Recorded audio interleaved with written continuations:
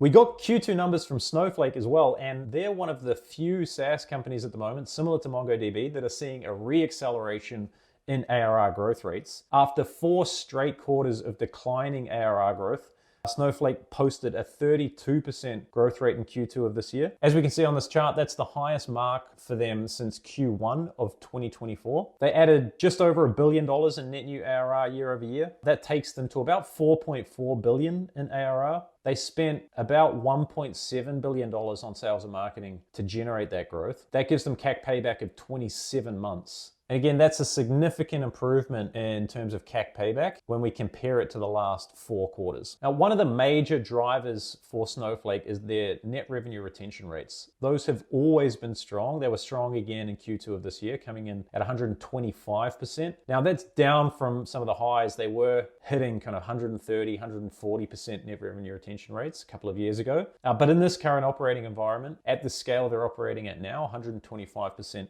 is exceptional. But there's certainly a company that is kind of still chasing growth at all costs, right? No regard shown for kind of operational efficiency. Operating margin was negative 30% for the quarter. So they had an operating loss of $340 million.